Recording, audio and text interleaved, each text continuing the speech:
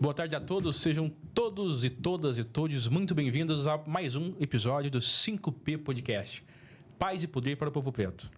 Estamos chegando na reta final dessa primeira temporada desse podcast, que foi uma produção da Hectare Studio. E já iniciando com agradecimento, agradecendo a esse estúdio que proporcionou e nos deu a oportunidade de estar aqui usando esse espaço para recontar um pouco da nossa história e para que a gente pudesse discutir pautas relacionadas com a negritude no nosso estado. Agradecemos também a Calunga Moda Afro pela parceria e pelo patrocínio e por ter confiado na gente e ter colocado a sua marca juntamente conosco para que pudesse estar aí junto com a gente. Esse episódio de hoje é um episódio especial, onde vamos falar sobre vários assuntos, mas em específico sobre duas pesquisas. Primeiro, sobre um termo muito importante, que é o afroafeto. E também sobre o letramento racial, que é a importância das pessoas pretas e as pessoas da comunidade geral entender como que funcionam os processos históricos que levam para com o combate ao racismo e para que as pessoas compreendam tudo. E iniciando aqui primeiramente com as damas, a nossa apresentação. Quem é você? Nossa, que pergunta profunda. Boa tarde a todas, a todes, a todas, né? E boa tarde, Jonathan. Boa tarde, professor. Boa tarde. É um prazer estar aqui, né? Conversando com você sobre essa ideia de falar, né? Sobre questões raciais, que é tão cara pra gente, né? Principalmente no estado de Goiás, que parece que pouco se fala, né? Nos espaços, assim. Falamos muito, mas muitas vezes falamos entre nós. Então, um podcast acaba tendo um alcance um pouco maior. Meu nome é Marta Quintiliano, eu sou quilombola, do Quilombo Vó Rita, que fica no município de Trindade, né? Aqui pertinho de Goiânia. Eu também sou uma pesquisadora, pesquiso permanência, na entrada, saída, permanência ou continuidade de estudantes indígenas e negros. Primeiro eu comecei na graduação e depois fui para pós-graduação. Na graduação, eu trabalhei um pouco sobre estratégias, como esses alunos poderiam ficar ali com melhor qualidade de vida, emocional, aquilo que a gente estava comentando sobre saúde mental. E no mestrado eu comecei a pensar sobre as questões das redes afro-indígena afetivas, que são redes que faziam com que os estudantes permanecessem. O que a gente fazia? A gente fazia um aquilombamento, né? Junto com os indígenas, que era reuniões entre nós, rituais entre a gente. E eu fui percebendo que esse tipo de ações fazia com que a gente se sentisse um pouco mais feliz, muita gente continuava o curso. Então, e logo em seguida surgiu na minha mente, quando eu fui para o Ceará, encontrei muita gente preta na universidade. Para mim foi, assim, maravilhoso. Muita gente preta. A universidade chama Unilab, né? Que é uma universidade que tem um convênio com os países que falam língua portuguesa, fora do Brasil. Aí eu vi muita gente preta lá e eu fiquei muito feliz com aquilo, porque as pessoas pretas não estavam falando de dor. Elas estavam falando das suas pesquisas, elas estavam falando das suas festas. Aí eu fiquei pensando, por que aqui lá em Goiás, em Goiânia, a gente só está falando de dor, né? Aí eu comecei a pensar um pouco sobre isso. Aí, a partir disso, surge o conceito afroafeto, né? Que são essas redes que a gente estabelece para permanecer nos espaços, né? Então é isso. Eu também sou filha da Maria Madalena, que hoje faz aniversário. Desejar aí Parabéns, dona Madalena. Feliz, Madalena. Feliz aniversário para ela. Meu pai, que é João Quintiliano, e uma família extensa, né? E vou falar o nome do meu avô, que é o meu ancestral mais velho, que tem 96 anos, que é o vô Olavo. Ele veio da Bahia para Goiás, né? E é uma pessoa, assim, nossa família é uma família muito extensa, então falar de negritude é falar também sobre esse afeto, sobre esse amor que eu recebi enquanto criança na nossa comunidade, na zona rural, né? Então, o afroafeto vem muito também dessas lembranças minhas, enquanto uma criança negra dentro da comunidade, quando sai, vai para a escola, percebe que não era tão amada quanto era amada em casa. Então, o afeto vai muito nesse sentido. Então, a gente vai falar isso, né, durante a nossa conversa. Então, é isso. Professor? Muito boa tarde a todos, querido Jonathan Xavier. Boa tarde aqui a nossa querida amiga, professora Marta Quintiliano. Vou mandar um abraço especial a todas as pessoas que estão nos ouvindo agora, Jonathan, mas também as pessoas que vão nos ver depois, no outro momento, né? Então isso é muito bom. E assim, eu sempre costumo começar minhas falas pedindo licença, né? Exatamente, pedir licença aos mais velhos, pedindo licença às mais velhas, para estar nesse espaço, para estar falando de afetos, para estar falando de dores, né? Tá falando de alegria, mas é sempre bom também pedir licença para esses mais velhos, para essas mais velhas que nos ensinam muito. Então, eu mando uma saudação especial para 2 pessoas aqui, meu querido Jonathan. Para a avó Rita, que dá o nome a esse quilombo maravilhoso aqui no estado de Goiás, essa polêmica, depois eu quero que eu entender um pouco mais disso, né? A gente estava conversando sobre isso, de quilombo rural, quilombo urbano, né? O que é isso? Eu estou curioso para entender um pouco mais a respeito disso, mas mandar um abraço também espiritual a toda a família da mãe Bernadette, que foi assassinada recentemente no seu terreiro, e retrata muito a história do povo preto no Brasil, porque o seu filho também já tinha sido assassinado. Então, nós precisamos fazer esse momento de reflexão exatamente para chamar a atenção para essa questão, sabe? A gente fala de dores, mas também nós queremos falar de alegrias, né? Meu nome é Idergênio Negreiros Vieira. Eu sou um professor, né, da Rede Municipal de Ensino de Anápolis. Eu sou formado em Letras e também em Pedagogia pela Universidade Estadual de Goiás. Aliás, mandar um abraço a todos os meus professores, a todos os funcionários daquela universidade. Uma universidade pública que vem sofrendo um duro ataque no estado de Goiás há muitos anos, sabe? E é uma universidade que tem sido marcada exatamente pela essa questão da inclusão, Jonathan. Nós precisamos levar os debates, né? Nós temos a garantia, por exemplo, do acesso dos estudantes negros na Universidade Estadual de Goiás, mas a gente discute muito pouco sobre a permanência desses estudantes na universidade. A gente precisa, inclusive, ampliar a participação desses estudantes nos programas de mestrado e de doutorado da universidade.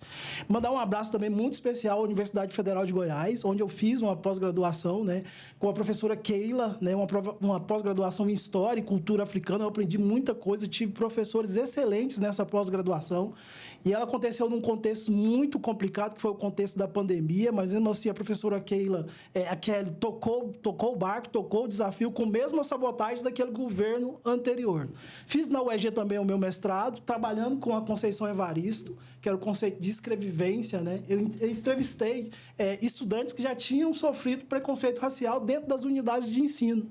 A escola é o primeiro lugar, né, da sociabilidade geral, onde a criança negra vai ter contato com o racismo. É uma dicotomia muito grande a questão da escola, né? Porque ela tem um poder, a educação tem um poder muito grande, mas ela também provoca muitas dores, em especial nas pessoas negras. Aí deu origem a essa coleção que nós vamos falar mais à frente. E, para terminar, atualmente eu estou no doutorado na Universidade de Brasília, Universidade Darcy Ribeiro, esse grande brasileiro que é o Darcy Ribeiro, que precisa de uma homenagem, né, por toda a luta dele pelo povo indígena, e conclua exatamente nesse desafio de história que nós estamos, né, na luta pela questão da rejeição do marco temporal. Então, todos esses elementos são bons para a gente conversar sobre resistência, sobre aquilombamento e sobre toda a força e pujança do povo preto. É isso aí, já começamos com potências nessas apresentações. E seguindo, Marta, você trouxe um exemplo da sua experiência na Unilab, no Ceará, que foi onde que se acendeu aí para que você criasse esse conceito de afroafeto. E eu me recordei do Encontro Nacional de Estudantes Quilombolas, que eu participei na Bahia, e você também estava. A CUP. Em Acup, uma comunidade de pescadores ali, onde eu pude ter, em parte, uma experiência semelhante. Onde na primeira vez eu estava ali num espaço de estudantes e a maioria eram negros.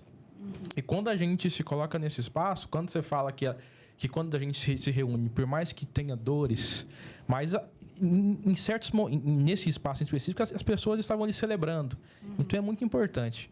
E você teve essa experiência no Ceará e trouxe para Goiás. Queria que você contasse, você já deu um pequeno spoiler aí de como que funciona a sua pesquisa, mas queria que você falasse um pouquinho mais de como que você implementou isso. Você já deu exemplo de como que vocês faziam os grupos de estudos na UFG, mas na prática, assim, como que vocês lidavam com as dores que a instituição em si causa, as dores mentais, as dores físicas?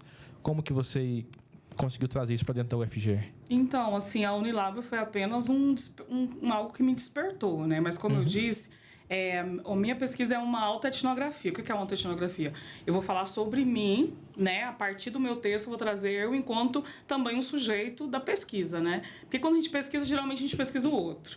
E a antropologia contribuiu muito isso para o outro, né? Porque quando eu pesquiso o outro, vou pesquisar as comunidades indígenas, vou pesquisar os negros. Aí quem faz essas pesquisas fazem recorte e fala a partir daquilo que ele entende, compreende. Às vezes nem é aquilo mesmo que as pessoas queriam dizer. Isso é prova porque na UFG nós temos a antropologia que tem muitos estudantes indígenas e muitos estudantes negros e quilombolas. Os indígenas falam assim, a gente vai reescrever. Porque essa galera que falou sobre a gente não falou como a gente de fato é. Então, assim, de fato, a gente tem que reconsiderar que muitos dos pesquisadores fizeram o recorte que eles quiseram. Sabe que ninguém consegue ver o todo. Eu chego na sua casa, você vai maquiar a sua casa quando eu chegar lá. Eu faço isso também. Chegou uma pessoa, sei lá, organiza a casa e tal, você não vai estar à vontade. Mas quando essa pessoa sai, você deixa à vontade, deixa um copo aqui, deixa uma coisinha ali. E é a mesma coisa quando alguém vai pesquisar. Ninguém vai falar tudo. Ninguém, assim, vai sair dizendo tudo que pensa para alguém que chegou na sua casa naquele momento. Então, quando eu comecei a fazer a pesquisa, eu comecei a pensar, né? Eu vou fazer uma pesquisa sobre afetos. Aí eu fiquei pensando. Aí eu fiquei lembrando muito a gente sempre morou na zona rural. A minha avó morava na zona rural e minha avó teve 2 morreram. Uma morreu de leucemia, que eu lembro muito bem. A coruja cantou perto de casa, minha mãe falou, morreu alguém. E foi minha tia que faleceu de leucemia. E um outro tio que morreu com dor de dente ainda criança. Pra você ver, né? Falta de políticas públicas, né? Acabaram morrendo de coisas que poderiam ser salvas, né? Então, eu comecei a pensar sobre a minha infância. Eu tive uma infância muito feliz, na roça, brincando, fazendo coisas assim, coletiva. A minha família foi muito grande, muito coletiva. Minha avó saía da casa dela na segunda-feira na casa de todos os filhos. Era 10 filhos casados, em cada filho ela ia 2 filhos por dia, levava alguma coisa, conversava e ia embora. Domingo todo mundo lá em casa. Todo mundo ia lá, netos, genros, todo mundo ia pra lá conversar. E isso é minha memória. E todos nós éramos negros, né? Não tinha essa discussão. Ai, fulano é isso. É uma família, né, negra ali. Então eu entendi com o afeto. Aquele afeto que era ali, não era um afeto de... Porque a gente também tem que entender que o nosso afeto não é um afeto branco. Que passa a mão na cabeça, eu te amo, não é por aí. O eu te amo da sua mãe, da minha mãe, da mãe dele, ou de alguém, que se for, é uma comida. É uma outra forma de afeto que eles trazem pra gente. Porque até assim, eles não foi ensinado da maneira branca, né? Que é a partir de outra vertente. Então, eu comecei a pensar, né? Na minha infância, pensando, gente, por que a gente tá sofrendo aqui? Minha vida não foi sofrimento o tempo todo, né? Mas eu lembro da escola. Quando eu comecei a entrar na escola, eu era neguinha, eu era macaca, eu era aquela que ninguém chamava para dançar na quadrilha, eu era aquela que não tirava notas boas porque os professores, de fato, davam mais atenção para as pessoas brancas do que para mim. Mas só que isso não fazia sentido na época, porque eu não entendia a questão do racismo. Eu sentia na pele, nas falas, mas não entendia muito bem isso. E quando eu vou para a universidade, eu começo a tomar contato com leituras, né? Ler textos e tal, que explicava aquilo que eu sentia. Aí eu falei, então isso que a gente passava, o nome disso é racismo, né? Então, eu quero falar sobre afetos, eu não quero falar sobre dor. Eu quero falar de afetos, porque dor todo mundo tá falando. Aí a gente começou a fazer grupos, né? Grupos de Sussa, que é o do povo calunga, né? A gente fazia, porque a maioria dos estudantes são calungas. A gente fazia Sussa, a gente fazia capoeira, a gente fazia encontros para assistir filme, debater, a gente lançava cabelo um das outras, a gente fazia turbante. A gente começou a fazer com os indígenas também, não era só uma questão negra, mas com os indígenas também. Então a gente fazia muita coisa juntos, né? Muita afetividade. A gente sentava no corredor para rir juntos. Aí a galera falava, você tá rindo aqui? Fala baixo. Aí eu falava assim, não, a gente não vai falar baixo. A nossa essência é falar alto. Então a gente se fortalecia entre a gente. O meu primeiro fortalecimento foi com as pessoas de Moçambique. A minha primeira relação com pessoas negras dentro da universidade foi com os estudantes de Moçambique. E eles eram muito afetuosos. Extremamente afetuosos, né? Então, eu comecei a pensar, tem uma essência dentro de mim que é afetuosa. Por que eu me perdi no meio desse caminho? Por quê? Porque vinha essa questão do racismo, né? Vem toda aquela... Eu sempre falo que são tintas que vão colocando, e você às vezes esquece que você é afeto. Porque nós, povo negro, nós não somos só violência. Mas, aliás, a gente não é violência, não somos, a gente não é violência. Eles criaram um discurso, criaram todo um espaço para que a gente pudesse ter aquele ideário, eles são violentos. Quer falar alto não quer dizer que eu sou violenta, quer dizer que eu venho de uma cultura de pessoas que falam alto, e isso não é um problema. Então, a gente começou a trabalhar sobre isso, sobre essas redes, e isso me ajudou muito. Então, todas as vezes que eu estava com pessoas negras ou indígenas, eu estava extremamente feliz, extremamente feliz. Aí eu comecei a escrever sobre isso. Eu escrevi o conceito, né, no mestrado, que no mestrado geralmente você faz revisão biográfica e tudo mais. Mas aí eu consegui criar um conceito no mestrado isso é coisa de doutorado. Geralmente você cria uma coisa nova, mais doutorado do que mestrado, né?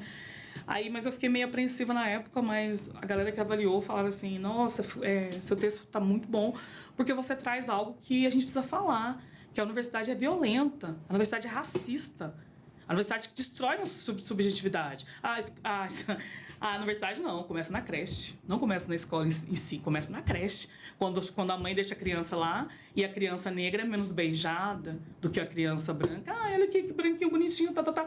E a criança negra, ninguém dá muito moral para ela. Tá ali chorando, tá ali, sabe? Ninguém dá muito... Essa é uma pesquisa, não me lembro agora, vão me desculpar, mas eu não me lembro o nome da pesquisadora.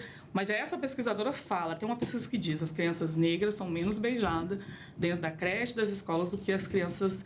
E a gente sabe disso. Você sabe disso, o Edegênio sabe disso, nós sabemos, as pessoas que estão assistindo, a gente sabe disso. Como que é a ser uma pessoa negra nesses espaços, né?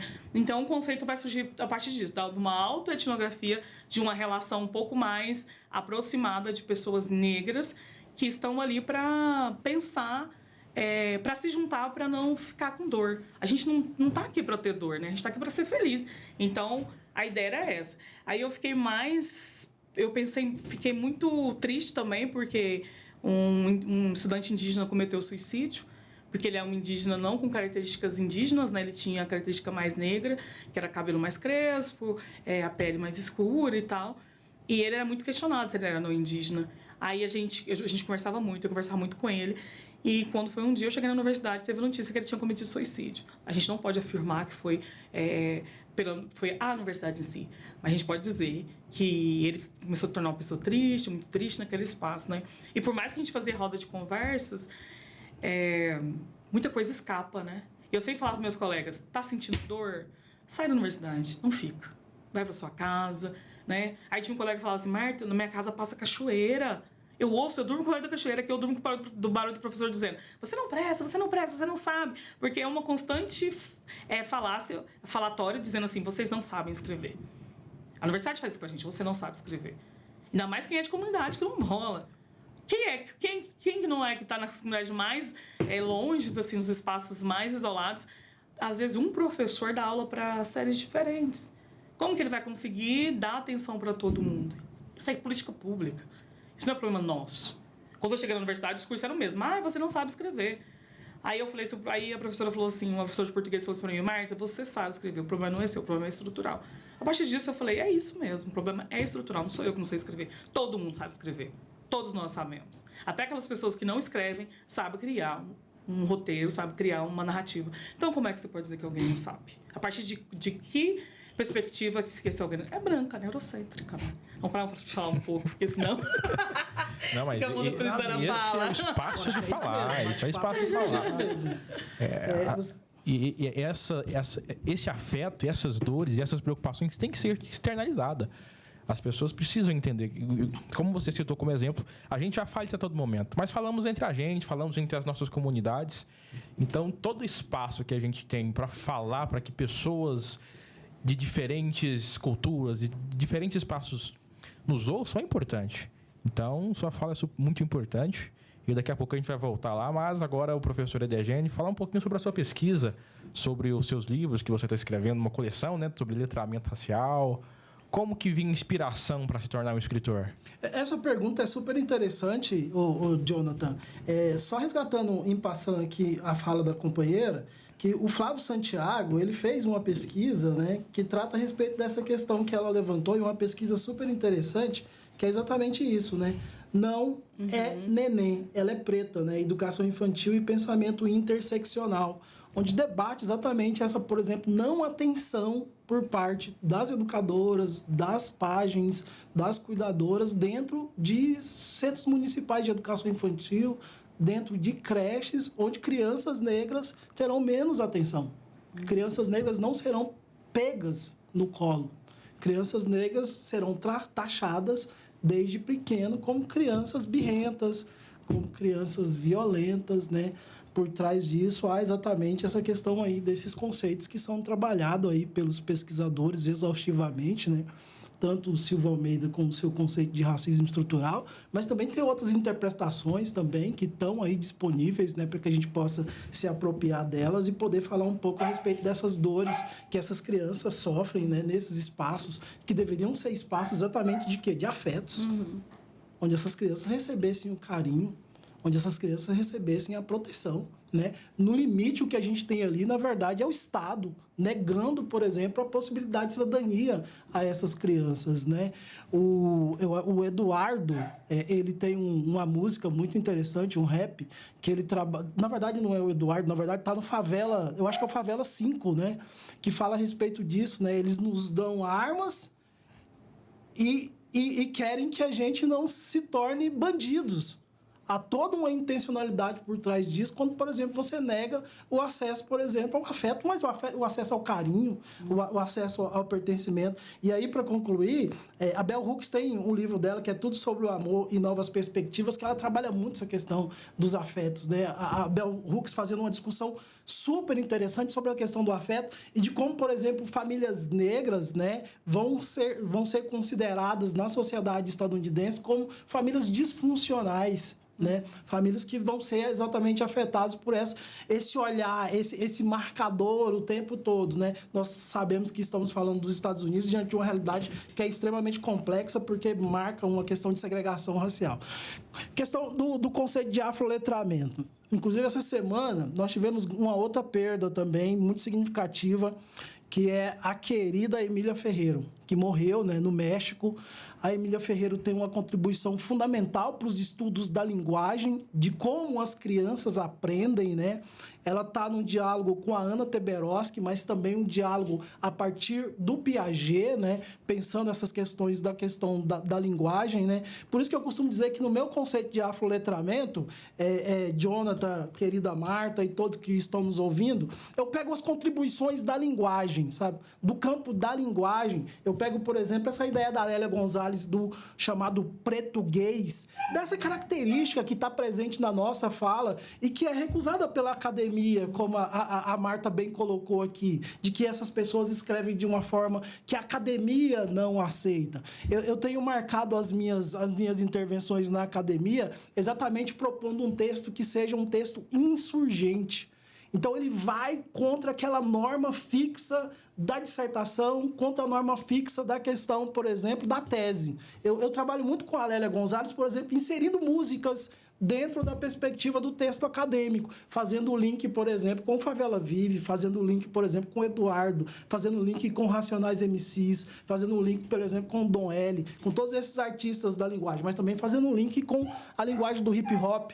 Então, eu tenho aqui, por exemplo, um menino que escrevia na parede, trabalhando esse conceito do afroletramento, juntando essa ideia das contribuições a respeito dos estudos da linguagem, que nasce ali com o Sursi, depois vai ser aperfeiçoado por outros autores, como o Bakhtin, mas aqui no Brasil com a Magda Soares, professora emérita da Universidade Federal de Minas Gerais, que trabalha essa questão do letramento e da alfabetização, né? Então, ela trabalha muito essa ideia de que uma não está desassociada da outra. Então, eu juntei essa questão de toda a nossa africanidade, de todos os elementos que fazem parte da cultura dos povos originários, com a contribuição também da língua portuguesa brasileira, ou do brasileiro, como algumas pessoas defendem que nós falamos, né, para formatar esse conceito de afroletramento, utilizando os elementos da cultura afro-brasileira, mas também da indígena, para fazer o processo de alfabetização e de letramento das crianças, né? Porque a questão do signo linguístico no processo de introjeção psíquica, ela constrói a estrutura mental do indivíduo. Então, tem diálogo, por exemplo, com Lacan, pensando na estrutura da linguagem, né? A própria Lélia Gonzalez também faz um debate a respeito do Lacan para falar a respeito do mito da democracia racial brasileira. E esse mito da democracia racial brasileira, obviamente, Jonathan e a Marta sabem isso melhor do que eu, ele é estruturado por meio da linguagem. A linguagem, ela é fundamental no processo de introjeção dos elementos que são característicos na opressão racial. Então, por exemplo, vai surgir uma série de traumas a partir da forma com que você lida com o outro. Para concluir, a própria ideia da palavra negro, né, que durante muito tempo foi negado por nós negros mesmos, que depois nós vamos positivar essa palavra. Foi uma luta intensa por parte do movimento negro. Então, o que a gente quer, na verdade, é o quê? O que a gente quer é que as crianças negras e as crianças pardas, as crianças indígenas e as crianças brancas, elas reconheçam toda a potência que existe por trás das pessoas negras. Então, é através do processo de alfabetização, obviamente, de outras políticas. Eu não sou inocente, né, Marta? E nem, querido Jonathan, de achar que, por exemplo, a educação por si só ela vai mudar a sociedade. Não. A educação é um dos elementos nesse processo que é muito mais complexo, que envolve determinações econômicas, que envolve, por exemplo, interesses do Estado. Um Estado que sempre negou a educação às pessoas pretas no Brasil. E eu costumo dizer, isso não foi lá no período, por exemplo, da escravidão, ou como o Clóvis Moura fala, por exemplo, no escravismo pleno, que começa ali em 1500 e termina em 1850, com a publicação da Lei Eusébio de Queiroz, ou com a Lei de Terras. Não foi, por exemplo, também no processo de escravismo tardio, que vai de 1850 até, por exemplo, 1888, com a assinatura da Lei Áurea. Esse processo está agora presente no início do século XIX e século XX. Negar o acesso à educação. Por exemplo, você não ter, por exemplo, acesso aos bancos escolares. Tem uma pesquisa interessante que fala o seguinte: quanto as menores séries, né, na educação básica ali, no primeiro, no segundo ano, as salas são muito negras. Há uma forte presença de crianças negras ali. Conforme a escolaridade vai aumentando, essas crianças negras elas vão saindo. Tanto que a gente chega na universidade, você chega em cursos, por exemplo, de medicina, não tem pessoas negras, não tinha pessoas negras. Então, a luta é grande e ela começa exatamente a colocar um tijolo de cada vez, ressignificando a nossa história. Tem um ditado africano, para terminar, que eu gosto muito, né? Que é aquele que diz que, enquanto os leões não produzirem a sua própria história, ela sempre vai glorificar o caçador. Então, a gente precisa ter a compreensão disso, de ressignificando nossas histórias, disputando essas narrativas, e o seu programa é importante por causa disso, ô querido Jonatas, porque ele possibilita o afroletramento para as pessoas. E o afroletramento ele não se dá só na educação infantil, ele se dá ao longo de toda a vida do indivíduo. Não, e é isso. É tanto as pesquisas de vocês quanto esse programa e vários outros espaços onde as pessoas têm oportunidade de falar, de contar a sua história, de contar suas experiências. Como eu falei no primeiro programa, o nosso intuito aqui é recontar a história do povo preto no Brasil sobre a nossa ótica. Porque foi aquilo que a Marta falou, a gente é educado sobre a perspectiva daqueles que nos colonizaram e nos violentaram. Então, como que eu vou ter empoderamento sobre a minha história se quem conta a história para mim já me conta dizendo que eu sou inferior? Dizendo que a história do povo preto no Brasil começou em 1500. Então, é a nossa responsabilidade, quando falo nossa, de nós, pesquisadores, professores, e pessoas, influencers, pessoas que querem debater seriamente essas pautas, levar esses conhecimentos das pessoas que, às vezes, não conseguem chegar no ensino superior, mas que... para que a gente também seja influenciadores dessas pessoas.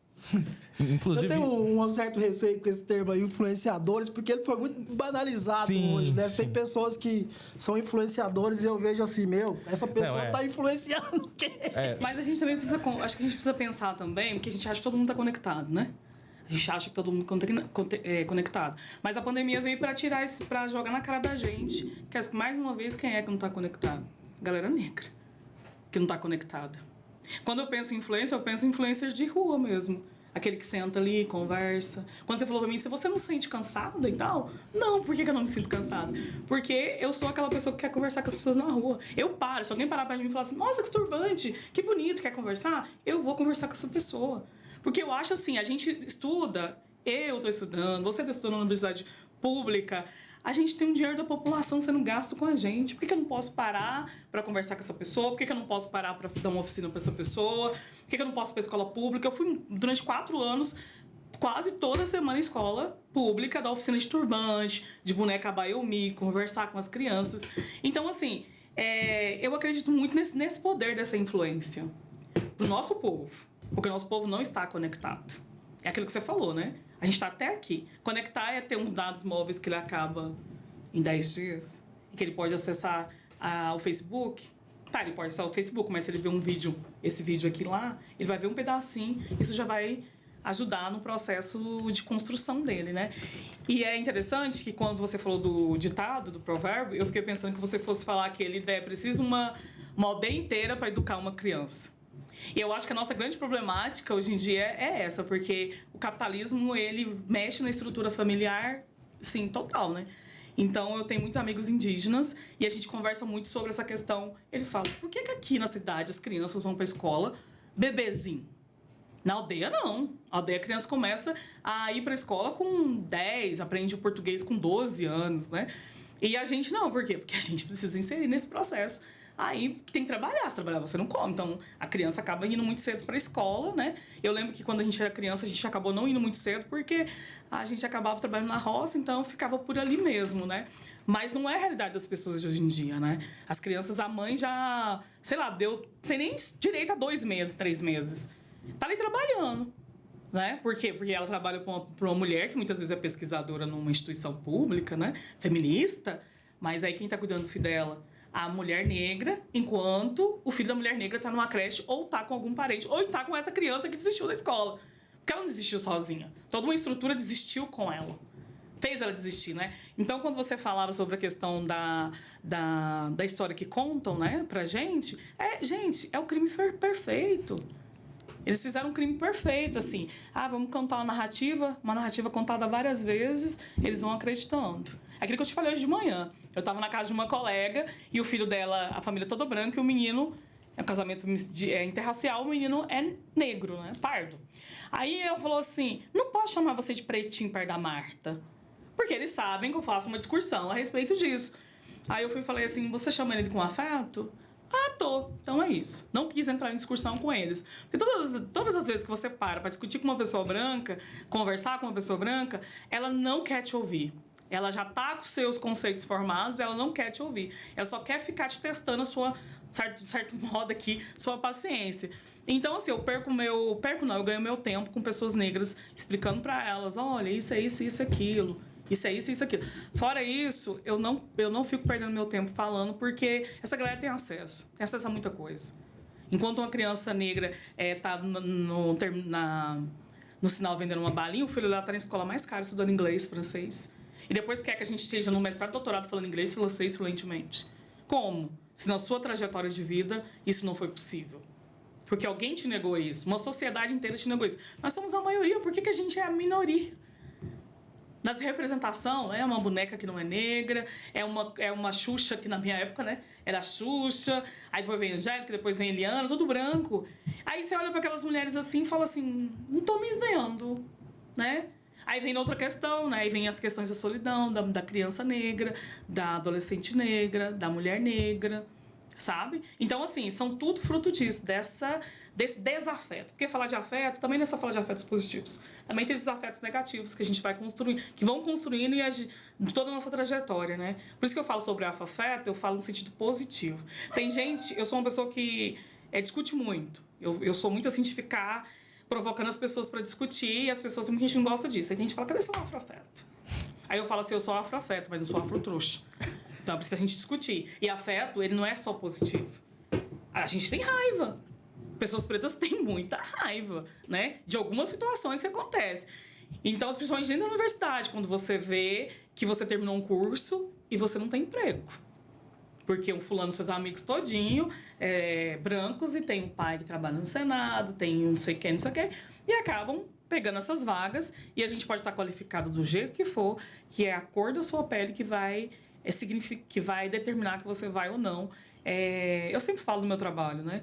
Que criaram um discurso que é só fazer faculdade que você muda de vida. E a Conceição Evaristo fala um pouco sobre isso, sobre esse discurso de dizer que a educação vai mudar a vida da pessoa. E nem sempre muda. Pode mudar o meu pensamento em relação às estruturas. Mas isso não quer dizer que eu vou terminar o doutorado, eu vou ser uma professora. Se não tiver políticas públicas para que eu seja uma professora dentro de uma universidade, talvez eu não vou ser. Por quê? Porque a estrutura direciona para isso, né? A estrutura era cruel. Então, assim, a gente aprende a entender como ela funciona, a gente explica em casa, a gente conversa em casa, a gente conversa com eu converso muito com as minhas sobrinhas, converso muito com a minha família sobre essas estruturas. Mas eu falo, mas minha irmã trabalha numa casa de família. E essa casa de família, por que nunca deu? Falou pra ela, vai estudar, vamos fazer um curso. Por quê? Porque quer manter a gente num lugar. E esse lugar nunca é sentado na mesa comendo com eles. A gente pode até sentar no dia do nosso aniversário, ou do aniversário do filho dele, porque o filho dele não fica sem a babá. Mas depois disso, a gente vai sentar lá junto à máquina de lavar, igual eu sentei várias vezes com a minha mãe, para comer, porque essa família de professores, que a minha mãe trabalhava, não deixava a gente sentar na mesa com eles. E hoje, quando eu estou no doutorado, eles falam que foi por eles. Até o mérito... Não gosto dessa palavra mérito, mas até a forma como eu cheguei, eles querem interferir na minha trajetória, dizendo que foi eles que deram apoio. Mas por que eu estudei? Porque eu sou filha de uma mãe analfabeta, que depois, com 46 anos, ela começou a alfabetizar, mas depois não quis continuar. Mas minha mãe, ela vivia com livros na mão, às vezes ela ia de cabeça para baixo, o livro assim, ó. Aí o povo falava assim, por que você está querendo de cabeça? Ela falava, não, porque eu consigo ler dos dois lados. Mas por quê? Porque ela não queria dizer que ela não sabia. Então eu comecei a estudar, eu praticamente lia sozinha, eu fazia as coisas muito sozinha, porque ninguém sabia na minha família. Quem é que me ensinasse, ninguém sabia. Mas minha mãe fazia questão de ficar do nosso lado, às vezes até contando outras histórias, para que a gente pudesse tomar gosto pela leitura. Então eu quis aprender para ir para o supermercado com a minha mãe e ler preço para ela, para quando tivesse trocado troco, ajudar ela a trocar. Não só ela, né? Meus tios, todo mundo em casa. Para ir no hospital. Se você não entender o que o médico está falando, você não consegue fazer as coisas. Então, assim, eu aprendi a ler pela minha família, pela minha comunidade, sabe? Eu não aprendi, tô na universidade porque eu gosto, eu amo estudar, ou porque... Não, quando eu fui para a faculdade, eu não ganhei carro, não. Eu não ganhei carro. Eu ganhei foi chegar na faculdade, igual uma louca, tentar, ou comia, ou comprava uma Xerox, corria para casa de uma mulher em Trindade, mais de 40 minutos de bicicleta até chegar na casa dela, pegar a comida, aliás, arrumar a casa dela, voltar, estudar, dormir, levantar 4 horas da manhã, pegar ônibus, sozinha na rua. Várias vezes os caras corriam atrás de mim. Teve um dia que eu falei pro cara assim, por favor, vamos combinar aqui? Você não corre atrás de mim, eu não vou correr de você mais, porque eu não tenho condições de correr de você. Porque eu tô indo pra faculdade, tô querendo estudar. Aí ele, então tá bom, vai com Deus. Todo dia eu passava, ele vai com Deus. Então, assim, até isso tem que negociar. Enquanto minhas amigas, os pais levavam na porta da escola, eu ia sozinha, porque meu pai às vezes ia até a metade do caminho, e às vezes ele voltava, porque eu andava muito rápido, pra querer chegar logo no ônibus, né? Era, sei lá, 15, 20, 30 minutos a pé. Então, assim, a nossa história não é uma história assim, ai, nossa, todo mundo fala agora, nossa, só tanto que a Marta tá lá, não sei o quê. Mas eu tive muito que desviar de muitos buracos para conseguir chegar, né? E quer dizer assim, não é chegar, porque se a maioria das pessoas negras não estão acessando, assim, para mim, eu não cheguei, porque muita gente não chegou junto, né? Eu tô aqui, fazendo meu trabalho, faço. Se me chamar para qualquer conversa, eu vou. Me chamar para as oficinas, eu vou. Porque isso é questão de afeto também. Isso é questão de letramento, porque eu troco com elas. Eu não aprendo sozinha, eu aprendo muito mais com elas do que elas comigo. E muitas vezes ressignifico algumas histórias, porque quando eu levo a bonequinha Bayomi, que é uma boneca negra, que tem todo um histórico, eu peço para essas crianças ou mulheres falarem sobre o nome completo dela. Porque a Lélia Gonzalez fala que preto tem que ter nome e sobrenome. Então, essa boneca tem nome, sobrenome e tem uma história. E a história dela não é de empregada doméstica. A história dela é uma médica. É possibilitar essas crianças sonhar com outro futuro. Que não aquele que a minha família teve, né? Que outras pessoas tiveram, né? É pensar outras possibilidades para essa narrativa. Por isso que eu falo que o afroafeto é um conceito potente. Ele é potente porque ele está dizendo pra gente, vamos continuar nos cuidando. Porque antes de eu conhecer a Bell Hooks, quem falava de cuidado para mim era minha avó. Minha avó não conhece Bell Hooks.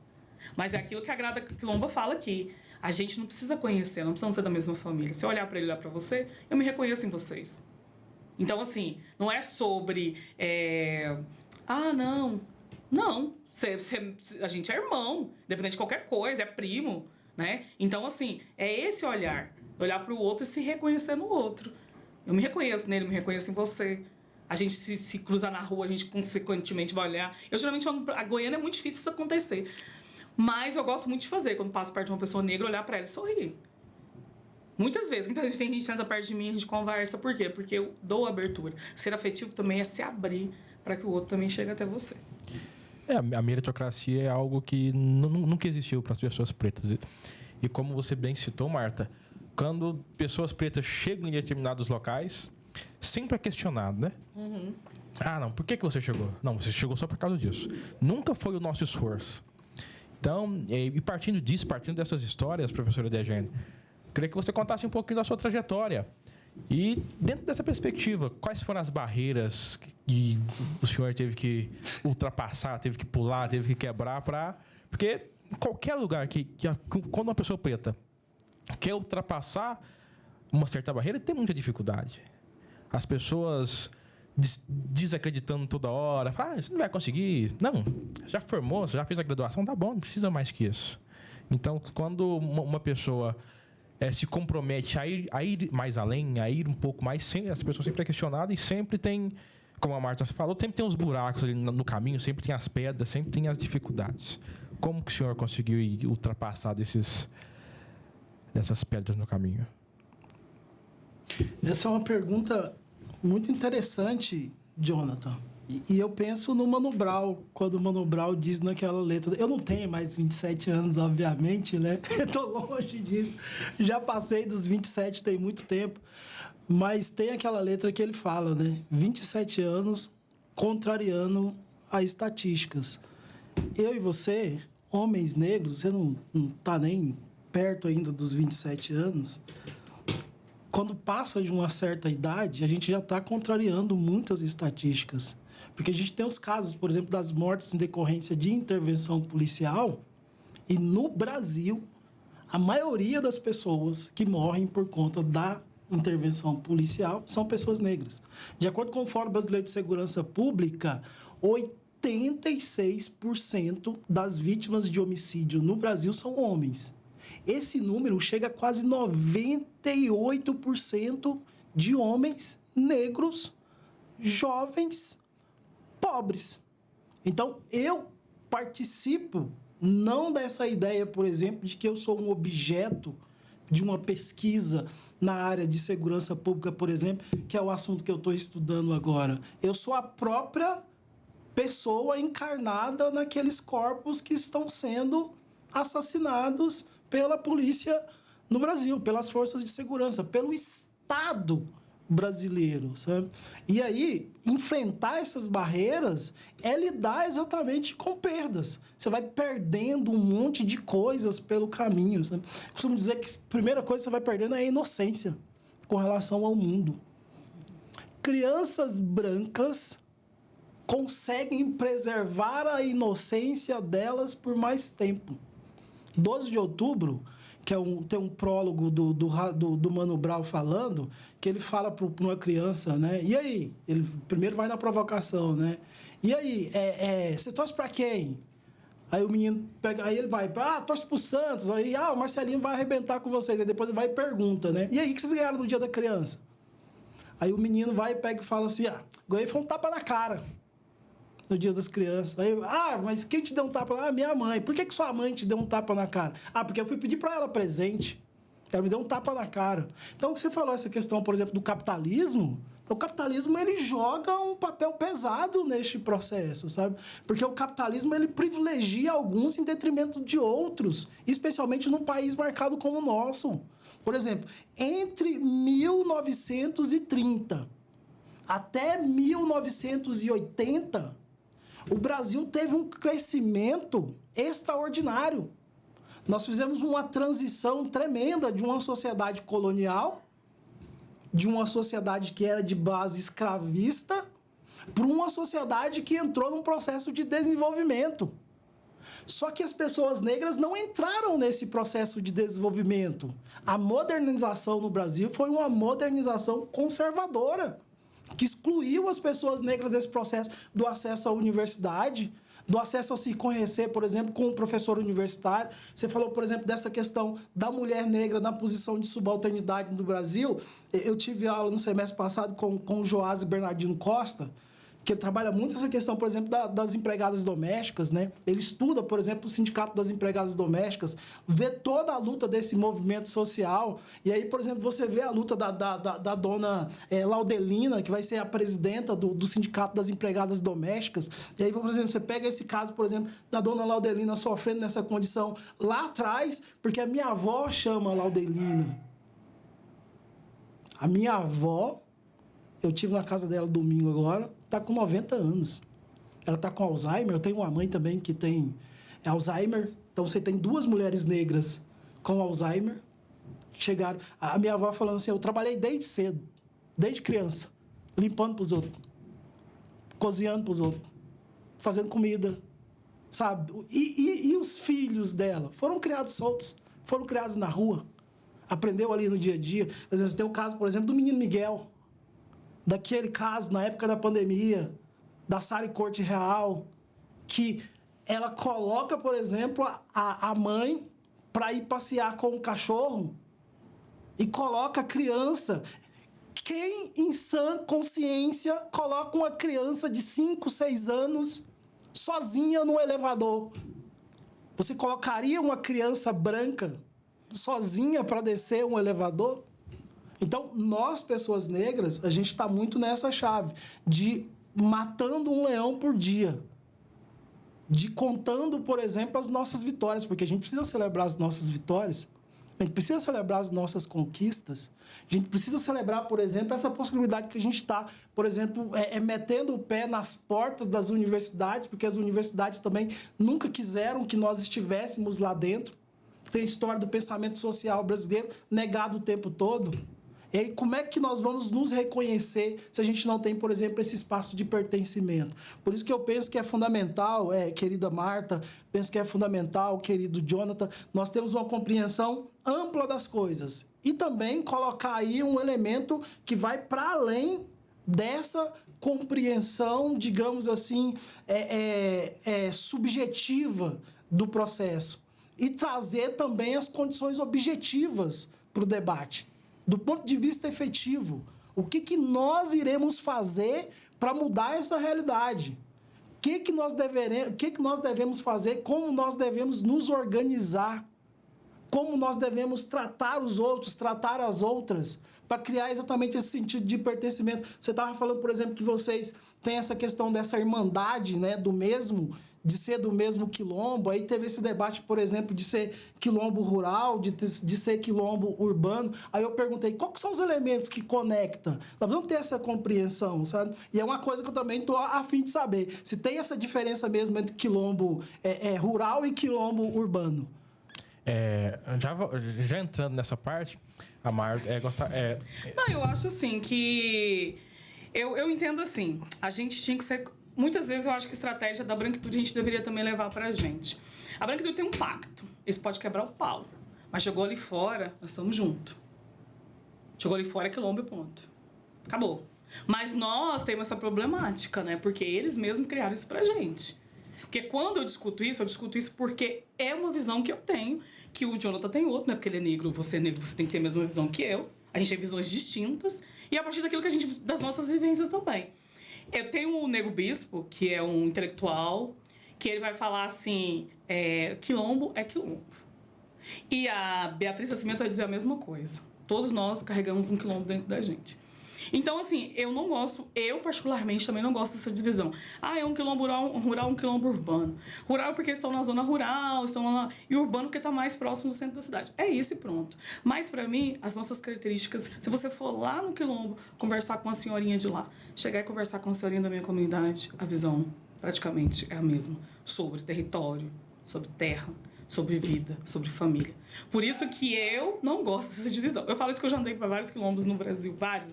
A CUP. Cheguei à CUP e um senhor extremamente afetivo, muito parecido com um tio meu que eu tenho. Inclusive, a gente trocou muitas conversas ali. Então, assim, é uma nomenclatura apenas. Assim, eu particularmente não gosto que faça essa divisão, porque é uma coisa que eu acho que não tem necessidade. Quilombo.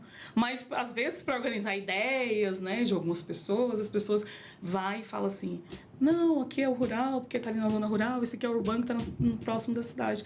Mas o nosso quilombo, ele tá na zona rural. A minha família tá na zona rural, não tá na zona urbana. A cidade que vai engolindo a gente. Tá engolindo a gente. Porque lá em Trindade tá assim, ó. Vindo condomínio. Meu avô tá ali ilhado, nossa família tá ilhada ali, ó, em volta daquelas pessoas. Aí eu posso dizer que isso aí é urbano, por quê? A cidade tá engolindo a gente, sabe? Então, assim, esses conceitos também, igual eu te falei aquela hora, né? Os conceitos também são conceitos de quem tá de fora e que joga pra dentro, né, das comunidades. Tem muita gente que não vai se reconhecer. Não vai reconhecer o quê? Essa palavra. Porque tudo a gente tem que colocar nome, né? Isso aqui é um copo, por que isso aqui é um copo? Ah, mas é de vidro. Não, mas ele pode ser de alumínio. Mas é copo, a função dele é a mesma. É você tomar uma água, é você talvez tomar uma cerveja, não sei. Mas, enfim, é você usar ele para alguma coisa. É mais ou menos nesse sentido, assim, que eu compreendo a questão quilombola, né? Porque como eu andei bastante, conversei com muitas senhoras, sabe? Tem muito lugar que eu vou que parece que eu tô conversando com a minha avó. Se eu for lá conversar com sua avó, é como se estivesse conversando com a minha avó também. Não é porque vocês não são reconhecidos enquanto quilombo que quer dizer que vocês também não sejam quilombo, né? Mas eu acho que a discussão ganha mais força, que é aquilo que a Lucilene estava falando, por causa das cotas da universidade. Aí ganha força, aí quem não é, acaba querendo ser do que aquele que é, que acaba, muitas vezes, não problematizando tanto essa questão, né? Para mim, quilombo é quilombo. E vou continuar dizendo até eu morrer. Mas isso, naquele momento lá, eu ia concordar com você. Eu só ia complementar, porque esses termos, na visão que eu tenho, são apenas questões ali de geografia, questões burocráticas, nomenclaturas que realmente criaram, porque é aquilo que a Marta acabou de dizer. Dentro de um contexto geral, dentro de um contexto histórico e ancestral, quilombo é quilombo. E como a gente falou no episódio passado, que a gente falou um pouco mais sobre o quilombo, onde tem um preto, onde tem pessoas pretas que resistem e estão ali querendo sobreviver de alguma forma, ali é um quilombo. Aqui, nesse momento, a gente está se aquilombando. Aqui é um quilombo. Então... Eu acho que tem uma frase da Beatriz Nascimento que eu gosto muito do filme Ori, que eu acho que todo mundo deveria assistir esse filme, Ori. Quem não tiver, manda mensagem que eu compartilho. Que a Beatriz Nascimento vai dizer assim: quilombo é um lugar onde um homem e uma mulher não aceitou ser propriedade de outro homem, de outra mulher. Então, eu acho que quilombo é isso. É você não aceitar as condições, você lutar para que essas condições, que foram o que nossos antepassados fizeram, né? Eles lutaram para que a gente pudesse ter outra liberdade, né? Ela também... como é que ela chama, gente? Estou falando dela agora. A Beatriz Nascimento também tem um conceito chamado paz quilombola, que eu acho que ele vai muito parecido com a questão do afroafeto. Depois vocês leiam. Paz quilombola. Que é um conceito assim que eu acho muito legal, porque ela fala assim que em alguns momentos é importante guardar nossas energias e para que a gente, quando a gente for para a luta, a gente tenha as nossas energias ali. E eu gosto muito dela. E tudo que ela fala sobre quilombo, eu sou uma devoradora de Beatriz Nascimento. Talvez seja por isso que eu acho que quilombo é quilombo. E não tem essas nomenclaturas, são apenas nomenclaturas para... E é uma mulher preta, né, que estudou quilombo e tudo mais. Não, e a gente também, às vezes, acaba incorporando. Sim. Porque muitas vezes a gente não estuda as questões e, às vezes, a gente vai trazer só falando, né? Repetindo as coisas nos lugares, né? Então, por isso que é importante, muitas vezes. E isso é o que eu penso. Outras pessoas podem discordar de mim e devem discordar de mim também. Que eu acho que a gente discordar de você, do Ardegene. Por quê? Porque a gente não tem as coisas não são absolutas, né? Talvez, sei lá, daqui 15, 20 anos eu falo, nossa, eu acho que eu estava errada nesse ponto aqui. Não tem problema. A gente pode, mas existe uma cobrança sobre os nossos corpos. A gente precisa trazer informação na hora que quer. Eu nunca esqueço que quando eu fiz a prova do doutorado, são 2 línguas. Aliás, você pode optar 2 línguas, né? Que é um processo também de exclusão total. Porque você pode escolher o francês, o inglês, espanhol, italiano e... acho que era isso. Acho que eu lembro. Aí eu escolhi espanhol e inglês. Inglês eu fiquei estudando com pessoas que me ajudavam. Vamos lá, vamos estudar aquele inglês para você ler uma prova e conseguir responder ela. Aí um dia eu estava conversando com os amigos brancos, eles olharam para mim e falaram assim, você não sabe inglês? Como é que você vai passar, não sei o quê? Aí eu falei, você sabe alguma das 293 línguas, 273 línguas indígenas? Você sabe Urubá? Você sabe Fon? Sabe essas línguas? Ah, não. Por que você está me cobrando inglês? Então, assim, se você não tiver uma estrutura para conversar com essas pessoas, você acaba se achando que você é inferior. Porque a ideia deles era dizer que eu era inferior, porque eu estava no doutorado e não falava inglês. Mas aí você vai fazer uma pesquisa, 3% da população brasileira fala inglês, escreve bem, lê bem e tal, 3%. Então, ele também não sabe. Mas aí, quando vem para os nossos corpos, você tem que saber. Eu tenho hora assim que eu fico exausta, porque eu tenho que ler coisas negras, indígena, branca. Na universidade é assim. Você só lê coisa branca. Se você não começar a ler coisas negras, você sai de lá branco. Sua cabeça sai de lá embranquecida. Então, o que eu comecei a fazer? Ler com pessoas negras. Meu trabalho, se tiver uma ou outra pessoa branca na referência biográfica, foi meu orientador que quis. Mas ele mesmo me apoiou. Falou, não, vai ler negros, vai ler indígena, vai ler quilombola. Trabalha para ser... E ele é um homem branco. Mas é um homem branco que tem uma consciência que é necessário também que eu tenha autonomia. Eu acho assim, porque, tipo, como eu falo, eu não tenho nada com... Sim, tem muitas questões, mas tem muita gente que acha assim, não, ela fala das pessoas brancas é porque ela não convive, não gosta, não é isso. Eu acho que tem muita pessoa parceira, mas ela tem que saber o lugar dela. Ela não pode querer ser minha parceira e querer tomar meu lugar de fala nos espaços. Aí não dá. Você pode ser meu parceiro, meu orientador, ele é meu orientador. Mas ele não fica escrevendo texto. Escreve um texto comigo, escreve um texto e coloca o meu nome. Ou então vai dar aula pra mim. Ele nunca fez isso. Porque ele me respeita enquanto pesquisadora. Eu não vou dar aula pra ele, eu não vou corrigir prova pra ele. E eu também não vou colocar no meu trabalho se eu não quiser colocar. Agora tem gente que não, que se não tiver o nome do orientador, não passa. Não é porque ele me deu essa autonomia, deu autonomia no sentido assim... Eu sei quem você é, eu sei da necessidade que você tem de escrever por esse caminho. E as pessoas também falam que o meu texto é um grande desabafo, né? Aí eu falo assim, sim, é um grande desabafo. Um desabafo qualificado e um desabafo passou por banca de qualificação. Então, é um desabafo. E para mim, texto, as pessoas têm que ler. As pessoas estão fora da universidade, têm que ler. Então, meu texto, as pessoas leem muito mais. E lá no Ceará, as pessoas estão pegando um conceito, trabalhando ele, estudando em sala de aula. Então, ou seja, por que as pessoas falam que o meu trabalho não é bom se as pessoas estão lendo em outras universidades? Estão discutindo em outras universidades? Porque as pessoas colocou tanto na minha cabeça que eu ia morrer. Você vai ser reconhecida, se for reconhecida, quando você morrer. Não! As pessoas estão lendo. As pessoas estão falando. Depois eu comecei a falar sobre afroafeto, tem um monte de gente escrevendo sobre afroafeto. E muita gente brigando comigo. Esse nome afroafeto não é bem isso. Tudo bem. Se afroafeto para ele, se quiser fazer um conceito hoje diferente daquilo que eu penso, que eu acredito, é isso. É isso. O conhecimento não é só meu, o conhecimento é coletivo. O nosso conhecimento é coletivo. Por isso que nossas ideias se batem. Por isso que às vezes eu escrevo uma coisa e concordo com o que ele escreveu, porque eu passo pela experiência também. Escritas são escolhas e são experiências. Não adianta. Até uma pessoa branca que não tem nada a ver com o rolê, ela faz uma escolha para ela escrever sobre aquilo. Eu estava vendo uma mulher falando assim, eu sou branca, eu sei do meu lugar de mulher e tal, mas eu posso falar sobre a subjetividade das pessoas negras, lá. Então, ela começou a escrever muito parecido com o que as pessoas negras estão fazendo, né? Porque nós nos posicionamos nos textos. No meu texto eu começo assim, sou negra, quilombola, filha de fulano, fulano. Agora, se você acha que isso é um desabafo, o problema é seu. As pessoas que estão à minha volta vão ler. A minha família vai ler. Porque eu vou ler para eles. As pessoas, minhas sobrinhas vão ler. As minhas sobrinhas participam do texto junto comigo. Constrói. Então, assim, é nisso que eu acredito. Eu acredito numa universidade, numa sociedade, que a gente seja colaborativo. Foi isso que eu aprendi. Acho que o afroafeto, para mim, ele bate forte, porque mesmo a minha mãe, a minha família, ele não gostando de fulano, não gostava da sua família, mas sua mãe ficou doente, eu vou lá cuidar da sua mãe. Porque minha mãe fala, vai lá cuidar. Então, eu aprendi isso. Às vezes a pessoa é má comigo, me destrói, mas se ela precisar de mim, eu estou lá junto com ela. Porque afeto, pra mim, afroafeto é isso. É você não olhar o que fizeram com você. Não é ser trouxa. Não tô falando de pessoas trouxas. Tô falando de irmandade. Você pode ir ali mesmo que aquela pessoa, às vezes, tenha te feito algo que você não gostou muito bem, mas que você tá ali porque você sabe que é importante estar ali, né? Então, é isso. Como já dizia Einstein, o tempo é muito relativo e nosso tempo... Estamos quase chegando ao fim. Mentira. Mas, continuando aqui, finalizando... Na próxima, você traz um pensador negão. Nos próximos teremos mais tempo e seguimos o barco aí. Professora Dejanne, queria que o senhor falasse um pouco mais sobre suas obras. Eu vi que esse livro aqui, que inclusive, quem não nos segue no Instagram, você já aproveita agora, já segue, o podcast 5P. E a gente vai sortear esse livro. O Menino que Escrevia na Parede. Queria que o senhor contasse... Você falou que esse livro tem uma pegada um pouco inclusiva. Queria que o senhor contasse um pouquinho pra gente sobre essa e outras obras que o senhor está lançando. Perfeito.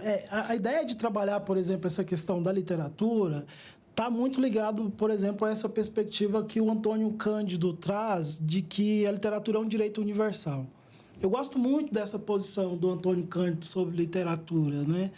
Porque eu, particularmente, eu fui uma pessoa que eu li de tudo. Eu li autores, tive esse privilégio de ter uma educação numa igreja católica, de freiras, né? Que foi uma educação que me deu um conhecimento geral muito consistente. Então, eu li grandes autores da literatura mundial, assim, muito jovem, né? E isso forjou em mim também uma perspectiva, Jonathan, Marta, exatamente de, às vezes, compreender que nós não podemos jogar a água da banheira fora com o bebê dentro, né? Nós pegamos, inclusive, de outras cosmovisões, sejam europeias, sejam asiáticas, né? Para exatamente fazer essa brincadeira com esse movimento, né? Que está muito presente, por exemplo, nas cosmovisões africanas, né? A Sombofu Somé, né? Ela trabalha muito com esse conceito, por exemplo, de pensando essa questão da espiritualidade como algo que envolve, por exemplo, rodas, que envolve giras, desse conhecimento que não está fixo, por exemplo, numa ideia de uma civilização e nega, por exemplo, todos os conhecimentos de uma outra civilização. Quer dizer, você tem, por exemplo, civilizações na Etiópia, por exemplo, toda uma riqueza por parte da Etiópia, e você tem a rainha de Sabá ali na Bíblia, né? Que a rainha de Sabá, por exemplo, foi com um jumento, com toneladas e toneladas de ouro, né? Você tem uma perspectiva, por exemplo, de Andrômeda ser uma rainha etíope, que vai dialogar com todo o mito, por exemplo, ali que está ali na Grécia Antiga, sabe? Então, esses elementos, eles estão presentes nessa obra exatamente porque a gente vai misturando os conceitos e vai brincando com os conceitos, sabe? Para produzir, por exemplo, na Horta da Vovó Lina, onde eu trabalho muito, por exemplo, com a perspectiva dessas abás, dessas mães pretas na tradição iorubá, que carregam um conhecimento das plantas, da terra, das ervas, né? Com os chás ali, o chá de alecrim.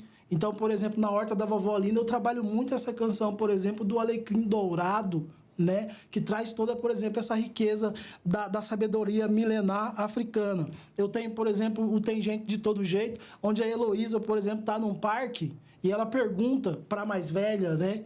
Para a avó, por que tem gente que é preta, porque tem gente que é branca, porque tem gente que anda em cadeira de rodas, porque tem gente que é pequena, tem gente que é alta, tem gente que é gorda, tem gente que é massa, tem gente que não fala, mas se comunica através de gestos, tem gente que não vê, mas sente. Então, ela está trabalhando toda essa sensibilidade para provar que o rico e nós, seres humanos, uma coisa, por exemplo, que o filósofo Renato Nogueira, ele trabalha muito bem, e eu acho o máximo, quando ele fala isso, por exemplo, que ele não acredita nessa ideia, por exemplo, da mestiçagem. Porque ele fala assim, só vai ser mestiço quando vier um extraterrestre e a gente tiver uma relação com um extraterrestre e nascer um outro ser.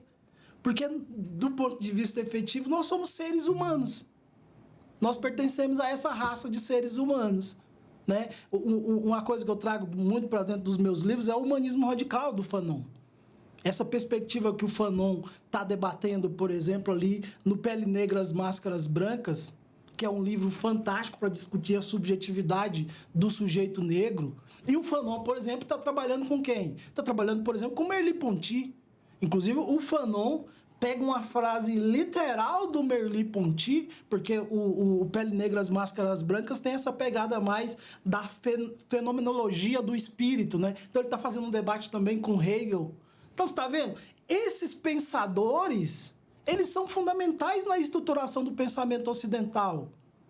Então, você negar, por exemplo, a contribuição de um Hegel, você negar a contribuição, por exemplo, de autores clássicos, de um Marx, você negar a contribuição desses autores porque eles surgem num contexto eurocêntrico e a gente vai negar. Não, a gente vai pegar isso e vai fazer uma discussão tremenda. Então, por exemplo, na Horta da Vovó Lina está discutindo, por exemplo, essa questão dos quilombos. Por exemplo, a gente tinha um quilombo dos Palmares, né? Quilombo dos Palmares, inclusive a Dandara tem um papel fundamental que foi negado durante muito tempo no processo de estruturação do Quilombo dos Palmares, porque a Dandara, ela liderava falanges. Ela era uma general no Quilombo dos Palmares. Essa ideia, por exemplo, de uma sociedade verticalizada, no Quilombo dos Palmares não tinha isso, não. Era uma sociedade horizontal. E tem uma característica, Marta, você deve saber isso muito bem, tem uma característica, Jonathan, é que no Quilombo dos Palmares não havia fome. Aliás, havia uma riqueza no processo de produção de alimentos. Um quilombo, hoje a gente não tem a dimensão disso, mas do que era, por exemplo, 30 mil pessoas convivendo num território e oferecendo, por exemplo, uma perspectiva de resistência. Esse trabalha, por exemplo, com a inclusão, trabalha com a linguagem do grafite. Eu tenho aqui o privilégio de contar com a Francisca. A Francisca, ela é angolana, nasceu em Luanda. Ela que fez as artes, ela pinta em aquarela. Então, ela faz todo um desenho que é significativo. A gente está com uma novidade aí de possivelmente fazer uma exposição no Museu Afro lá de São Paulo, sabe? A gente está no contato lá para poder expor, porque muitas dessas viraram telas, né? Então vai ter, se tudo der certo, se a parceria se concretizar, a gente vai poder expor lá no Museu Brasil-África, que fica ali no Parque Ibirapuera. Então, com todas essas imagens, por exemplo, que faz parte. Então, tem um livro muito bonito que é o Africanidades. Então, o Africanidades, ele fala da travessia do Atlântico, de tudo que foi esse processo de dor. Uma coisa que está ali, por exemplo, naquele poema belíssimo do Castro Alves, né, que é Navio Negreiro. Que poema bonito que é aquele. Tem na internet aí, vocês podem pegar no YouTube, que é na voz de um cara que tem uma voz muito peculiar, me foge o nome dele, mas eu acho que é aquele Carlos França, mas que é muito bonito, sabe? Os negros, as pessoas negras que eram obrigadas a dançar no convés para animar as festas lá no processo de travessia. Então, o Africanidades está trabalhando muito com isso. E está trabalhando quando essas pessoas chegam aqui, tiveram a sua identidade negada. Lá, eles eram o quê? Reis, rainhas, agricultores, com profundo conhecimento. O europeu, quando chegou, por exemplo, na Europa e se deparou, por exemplo, como reinos, por exemplo, da Etiópia, ele ficou maravilhado. Você tem, por exemplo, a Palmolive, que vai fazer, por exemplo, o processo da glicerina, vai jogar isso para o mundo todo. O elemento lá que é químico era buscado lá no continente europeu.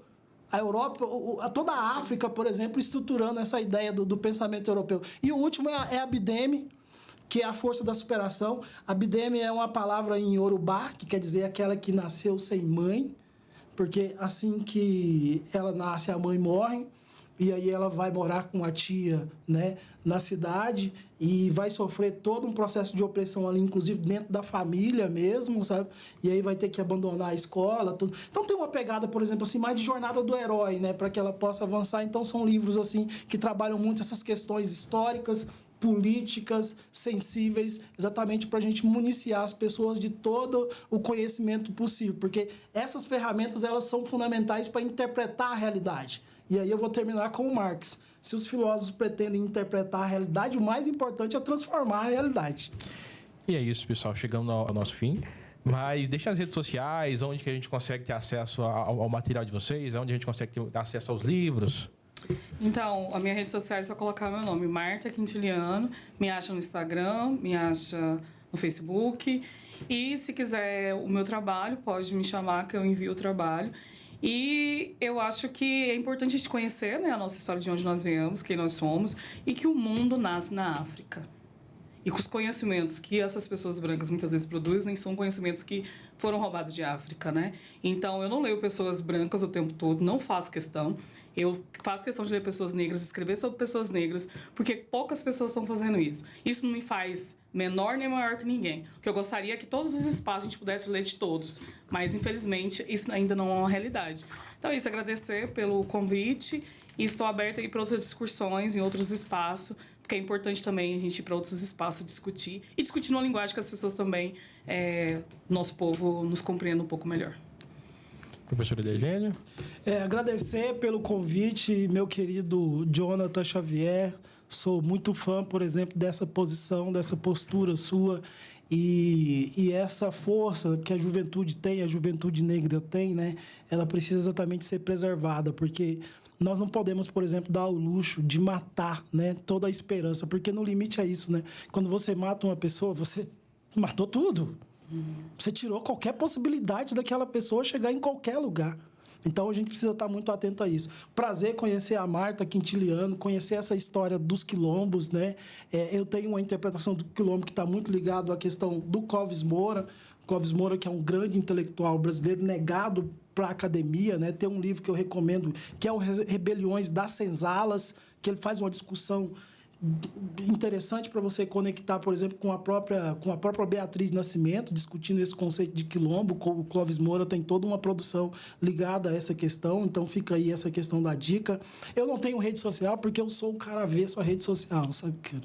E eu penso que essa questão é uma questão também que precisa ser debatida com muita tranquilidade, mas também com muita responsabilidade, né? A gente está tendo um caso lá em São Paulo que o governador queria tirar os livros físicos da mão dos estudantes, né? Uma ideia maluca, por exemplo, de slides. Quer dizer, a gente precisa voltar com os livros físicos. Lá não, aqui no Goiás tem isso já praticamente implantado. A gente precisa voltar com os livros físicos, mas tem o Instagram da editora, que é a querida Inteligência Educacional. Mandar um abraço para a Milena, mandar um abraço para a Aline, para o Frank, para o Sandro, para toda a Ariana, para toda a equipe da Inteligência Educacional.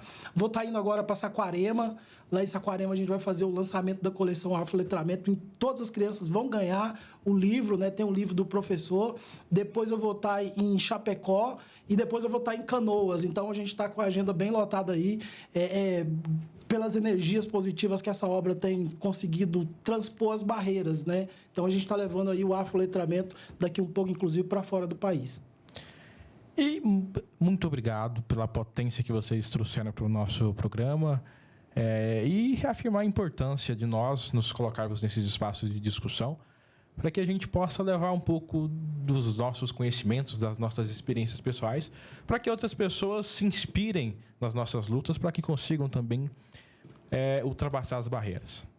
Esse foi o podcast 5P, Paz e Poder para o Povo Preto. Eu sou Jonathan Xavier, sou quilombola, sou um jovem preto, sou pai, sou neto da Dona Sebastiana, sou bisneto da Minervina. Somos descendentes de Zumbi dos Palmares. Chegamos no Brasil em 1500, mas nossa história não começou aí. Nós somos do continente mãe. Somos da África. Somos descendentes da rainha de Sabá. Somos descendentes de Meneleque I, um grande imperador da Etiópia. Somos descendentes de reis, rainhas, agogis, guerreiros, produtores, médicos. Somos descendentes daqueles que criaram a medicina. Somos pretos. Mas isso não faz da gente menos do que ninguém. Estamos finalizando nossa primeira temporada e fiquem ligadinhos que em breve nossa segunda temporada vem aí com bastante força. Contamos com vocês e um abraço.